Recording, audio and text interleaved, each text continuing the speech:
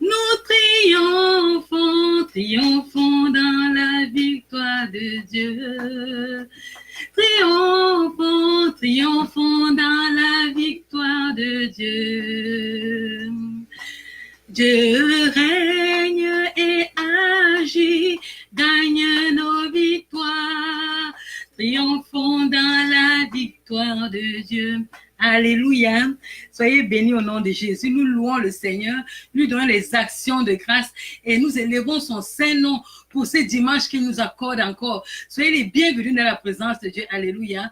Bienvenue à toi, mon frère, et bienvenue à toi, ma sœur. C'est un privilège lorsqu'on se tient dans la présence du Seigneur. Alléluia. Pas seulement se tenir, mais écouter ce que le Seigneur a réservé pour nous est une grâce. Alléluia. C'est que toi qui es là ce soir, que ce soit en présentiel, que ce soit en ligne, nous te souhaitons la bienvenue dans le nom de Jésus et nous disons que tu ne vas pas te tenir dans la présence de Dieu en vain. Car ce soir, je suis sûr que Dieu va dire quelque chose dans ta vie. Il va donner une parole qui va apporter la transformation, une parole qui va apporter la vie, une parole qui va délivrer, une parole qui va ôter la pensée qui n'est pas de lui, une parole qui va te donner de poser un pas de foi. Alléluia. C'est la parole que l'Éternel a déposée sur mon cœur ce soir. Alors, soyez les bienvenus et soyons attentifs. Je vais prier à ceux-là qui sont là ou en présentiel ou de loin d'éteindre leur téléphone afin que toute leur attention vraiment soit dans la présence de Dieu. Alléluia. Afin de ne pas être perturbé. Alléluia. Prends la bonne place et bienvenue. Alléluia. Aujourd'hui, nous allons parler de quelque chose qui passe souvent sous notre nez, que nous lisons dans la parole de Dieu, mais qui nous passe rapidement sous le nez parce que nous n'y prêtons pas attention. Oh, c'est comme le dernier escalier de la victoire, le dernier escalier qui te fait obtenir ce que Dieu veut, le dernier escalier qui fait que le plan de Dieu se réalise dans ta vie, le dernier escalier qui apporte la gloire de Dieu dans ta vie, le dernier escalier qui apporte la délivrance, qui apporte la guérison dans ton âme. Alléluia. Fait que écoute attentivement les paroles que Dieu a déposées dans mon cœur. Je suis sûre qu'au sortir de cette rencontre que nous avons, tu ne seras plus jamais la même. Tu ne vas plus percevoir Dieu de la même façon. Et je suis sûre que toi qui auras saisi ce que l'Esprit veut te donner ce soir, ta pensée, tes agissements, ta foi sera challengée. Alléluia. Sois attentif. Aujourd'hui, je voudrais que tu prennes ta Bible avec moi. Nous allons lire dans le livre de 2 Chroniques, chapitre 7, verset 14. Prenons nos Bibles ensemble, ouvrons dans 2 Chroniques, chapitre 7, verset 14. Je suis sûr qu'il y a certains qui pourront même réciter ce passage que nous allons lire. Il est écrit: si mon peuple, ce qui est invoqué mon nom, s'humilie, prie et cherche ma face, et s'il se détourne de ses mauvaises voies, je l'exaucerai des cieux, je lui pardonnerai son péché et je guérirai son pays. Alléluia. Il y a dans ce verset, il y a une procédure de comment chercher Dieu, de comment obtenir la victoire et de comment, alléluia, avoir l'exaucement. Aujourd'hui, j'aimerais qu'on s'arrête au milieu de ce passage, sur une parcelle de ce passage où nous avons l'habitude de passer. Quand on dit, si mon peuple, ce qui invoque mon nom, nous tous on peut s'identifier comme le peuple de Dieu. On dit s'humilier, c'est très facile de s'humilier. On dit prier, qui ne sait pas prier? Dès que tu dis à quelqu'un, alléluia, qu'il y a un Dieu, il va prier. Même ceux-là qui ne connaissent pas Dieu prient. Alors, à plus forte raison, un enfant de Dieu ne prierait-il pas l'Éternel? Alléluia. Il dit, cherche ma face. Certains savent chercher, certains ne savent pas chercher. Mais chacun de nous sait quand même qu'il y a un Dieu qui existe et on peut tourner vers lui les regards. Alléluia. Ce qui nous intéresse dans ce passage, c'est se détourner de ses mauvaises voies.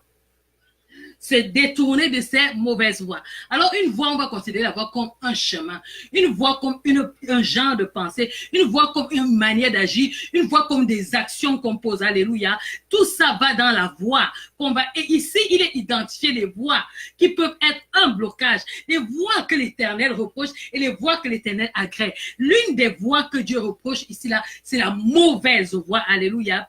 Alors, qu'est-ce que signifie se détourner? Le dictionnaire nous dit que se détourner, c'est tourner la tête ou se tourner d'un autre côté pour ne pas voir quelque chose ou ne pas être vu.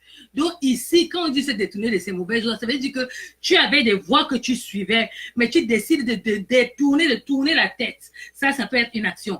Tu peux aussi décider de tourner la tête dans ta pensée, c'est-à-dire ôter ta façon de penser pour accepter la façon de penser de Dieu. Alléluia. Comme la pensée qui nous est donnée aujourd'hui. Alléluia. C'est aussi te détourner d'un côté pour ne pas voir quelqu'un. Vous savez, nous avons ici sur la terre des attitudes et des comportements. Tu peux être avec quelqu'un, mais la personne, à un moment donné, décide de t'ignorer. Donc, il se détourne de toi. C'est une façon de se détourner aussi. Et il aussi dit se détourner de quelque chose. Tu peux avoir quelque chose qui t'attire. Tu peux avoir quelque chose qui embaume ton corps au point où tu es fixé. Ces choses deviennent comme l'idolâtrie dans ta vie. Et à un moment donné, Dieu te dit, détourne-toi. Donc, on peut se détourner de quelque chose, on peut se détourner des actions, on peut se détourner des pensées. Et regardez la précision qui est donnée dans ce détourner pour ne pas être vu. Alléluia. Ça veut dire que quelque part, quand tu agis, tu peux agir de manière à ne pas être vu. Alléluia. Alors, voilà donc le peuple de Dieu qui est là. Dieu dit que pour qu'il puisse t'exaucer, tu dois te détourner de tes voies. Qu'est-ce que moi je comprends dans ce passage? Je suis sûr que tu comprendras cela avec moi. Ça veut dire que notre exaucement dépend majoritairement de ce que nous nous détournions de nos mauvaises voies. Alors, tu peux te poser la question, pourquoi je ne suis pas béni? Je prie, je ne suis pas béni. Pourquoi je crie à Dieu, je ne suis pas béni? Pourquoi je jeûne et je ne suis pas exaucé? La parole de Dieu est-elle vraie ou fausse? Pourtant, d'autres personnes mettent en application le même principe et ils ont l'exaucement. Mais toi, quand ça arrive à ton niveau, au niveau de se détourner de tes mauvaises voies, il y a échec. La Bible nous dit dans Proverbe 16, verset 7, que quand l'Éternel approuve les voies d'un homme, il dispose favorablement à son égard même ses ennemis. Ça signifie quoi en d'autres termes? Ça signifie que si tu marches avec Dieu, ça signifie que si Dieu t'agrée, ça signifie que si tes voies sont en ligne, en conformité avec Dieu, alors il t'exauce, même avant que tu ne pries. C'est-à-dire, tes voix plaisent tellement à Dieu au point où Dieu décide de te bénir. Alléluia. C'est de ça qu'il est question ce soir. C'est de ce Dieu-là, c'est de ce Dieu-là qui exauce. C'est de ce Dieu-là qui regarde à tes voix. Dieu ne regarde pas seulement à tes prières. Dieu ne regarde pas seulement à ton humilité. Dieu ne regarde pas seulement à tes cris devant lui. Alléluia. Mais il regarde aux voies que tu empruntes. Qu'est-ce que moi je vois dans les voies? Alléluia. Je vois plusieurs choses. Regardez ce qu'il est dit dans la parole de Dieu. Dans 1 Jean encore, chapitre 3, verset 22, il dit, quoi que ce soit que nous demandions, nous le recevons de lui parce que nous gardons ses commandements et que nous faisons ce qui lui est agréable. Vous vous rendez compte? Ça veut dire que nos voies, les voies de l'Éternel, la voie de l'Éternel est de faire ce qui lui est agréable. Si tu fais ce qui est agréable à Dieu, assurément, il va t'exaucer. Mais si tu ne fais pas ce qui est agréable à Dieu, ne perds pas ton temps à prier. Va te repentir. Alléluia. Voilà ce que l'Éternel nous interpelle ce soir. Alors essayons de voir un peu plus en profondeur ce qui ne marche pas dans les voies. Qu'est-ce qu'on entend par voie ici? Alléluia. La Bible dit ici là que les mauvaises voies, c'est la personne qui emprunte les mauvaises voies, s'appelle méchant. Ésaïe 55, verset 7, il dit que le méchant abandonne sa voie et l'homme d'iniquité ses pensées, qu'il retourne à l'Éternel, qui aura pitié de lui, à notre Dieu, qui ne se lasse pas de pardonner. Alléluia. Ça veut dire que si tes voies ne sont pas agréables à Dieu, Dieu t'appelle méchant. Parce que tes voies ne lui plaisent pas. Les voies de ton cœur ne s'enlignent pas avec sa volonté. Alléluia. Alors, quelles sont ces voies méchantes qui nous empêchent de voir la gloire de Dieu? Quelles sont ces voies méchantes qui s'opposent à la volonté de Dieu? Quelles sont ces voies méchantes qui blessent le cœur de Dieu? Et quelles sont ces voies méchantes qui empêchent Dieu de nous exaucer? Voilà, nous n'allons pas voir toutes les voies méchantes du monde. Mais je vais te donner quelques éléments qui pourront t'aider dans ta vie à aller regarder en toi pour voir si les voies méchantes sont ton partage ou pas, ou bien si tu es encore agréable à Dieu. Alléluia. Alors, le premier élément que j'ai identifié ici, c'est les pensées. Les voies des hommes commencent dans la pensée. Alléluia. La Bible dit quelque part, tel un homme pense, tel il est. Prends ta Bible avec moi. Il dit que les pensées vaines, dans le psaume 94, 11, il nous parle des pensées vaines. Ça veut dire qu'il y a des pensées que tu peux avoir, qui peuvent être constructives. Il y a des pensées que tu peux avoir qui sont vaines. Et Dieu dit que les pensées vaines ne t'édifient pas. Les pensées vaines sont en horreur à l'Éternel.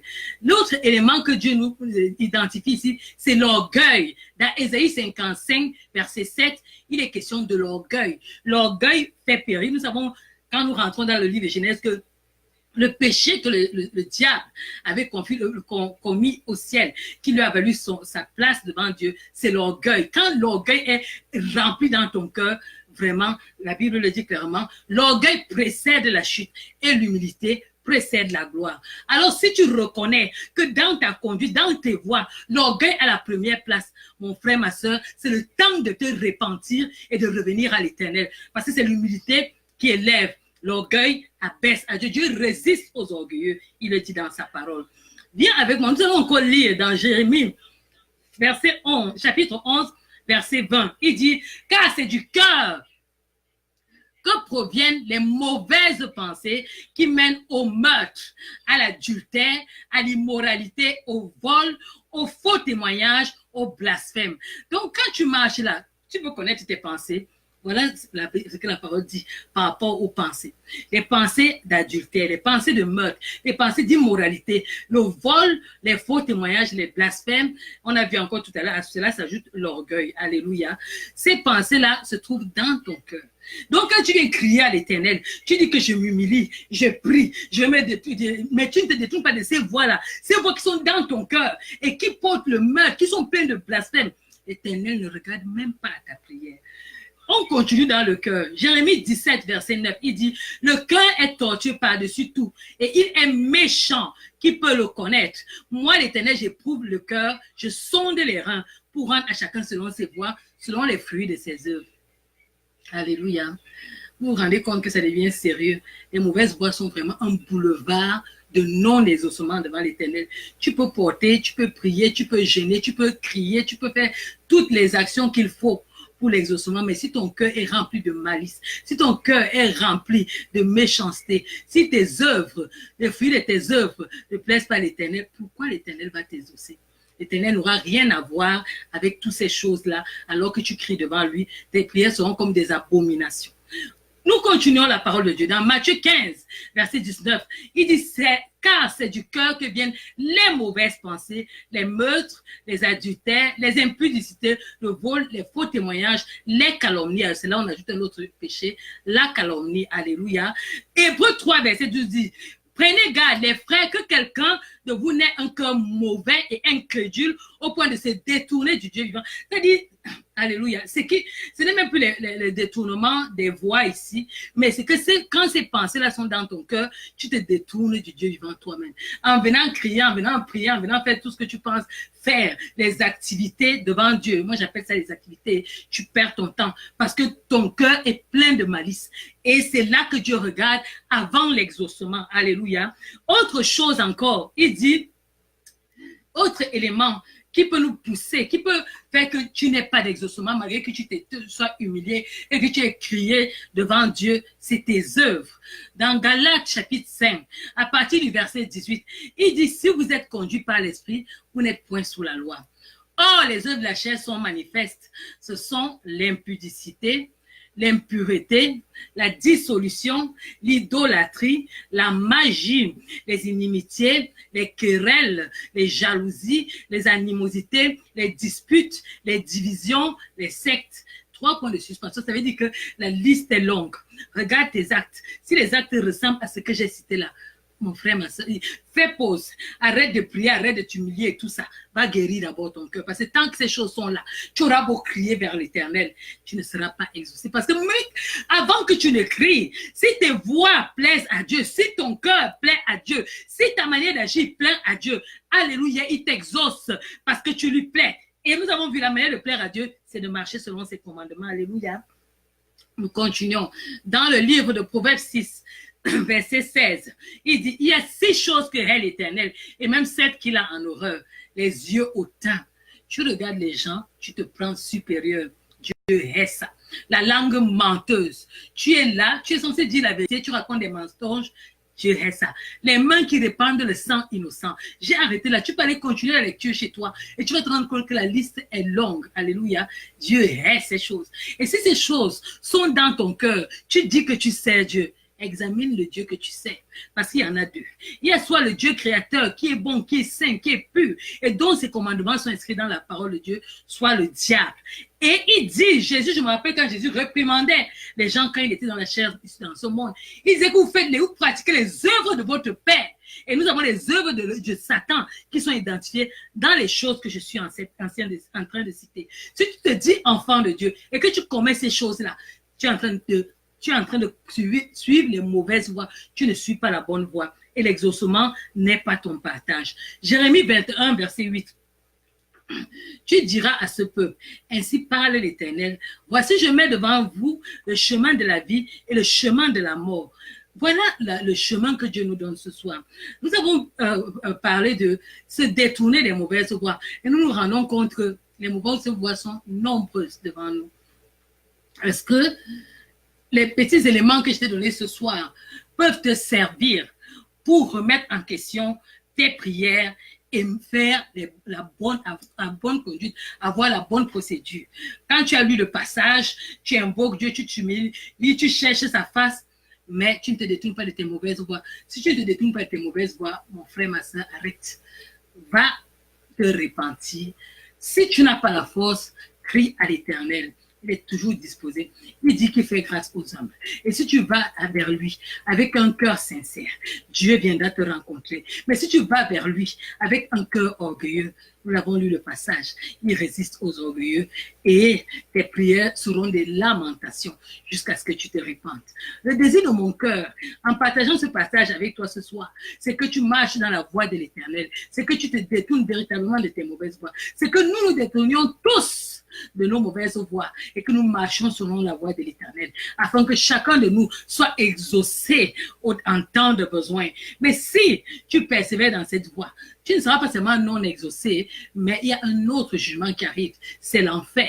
Tu as eu le temps de te repentir. Tu as écouté ma voix, qui est la voix de l'Éternel qui te parle ce soir, de te détourner des mauvaises voies que tu empruntes, afin de revenir dans la voie de la justice, à revenir obéir à Dieu. Ne pas suivre les penchants de ton cœur, ne pas suivre les pensées de ton cœur qui t'amènent à la perdition, mais de suivre la pensée de Dieu qui t'amène à la guérison et qui t'amène à la victoire. Vas-tu obéir à la voix de Dieu? Vas-tu choisir le chemin de la vie? Telle est la question que je te lance. Tel est le challenge que je te lance ce soir. Je ne veux pas énumérer. Nous nous connaissons chacun. Tu connais, la parole de Dieu est là. Tu as une conscience. Et la Bible dit que quand l'homme naît, il a la connaissance du bien et du mal. Ça veut dire que quand tu agis, tu connais que ce que je fais est bien ou ce que je fais est mauvais. Et tu as le libre choix. Tu n'es pas commandé, tu n'es pas téléguidé parce que Dieu nous a donné la liberté de choisir de faire le bien ou de choisir de faire le mal. Si tu choisis de faire le mal, c'est un choix délibéré, conscient. Tu décides de le faire pas toi-même. Et si tu dois choisir de faire le bien, c'est délibéré que tu le fais. Alléluia.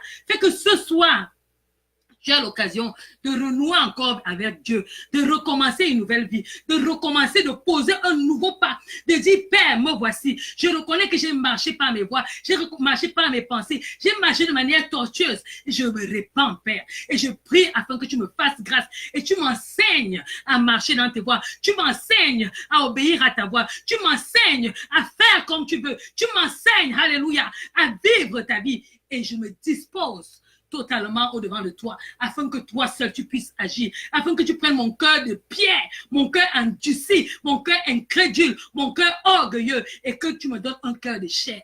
Voilà le message que Dieu te donne. Voilà le message d'amour que Dieu te donne. En fait, quand Dieu vient souvent donner un tel message, c'est parce qu'il a envie de faire quelque chose dans nos vies, et qu'il voit que nous ne sommes pas disposés, et qu'il voit que nous avons un blocage. Et ce blocage-là, aujourd'hui, je t'apporte la clé pour débloquer, afin que tu marches dans la victoire. Vas-tu accepter de lâcher prise et d'obéir à l'Éternel, ou bien vas-tu rester dans ta position? La question, je te la laisse afin que tu répondes. Que mon Dieu te bénisse et bon dimanche à toi. Pendant que tu médites cette parole, que Dieu te rencontre et que tu recommences une nouvelle vie avec le Seigneur. Que mon Dieu te bénisse au nom de Jésus-Christ. Amen.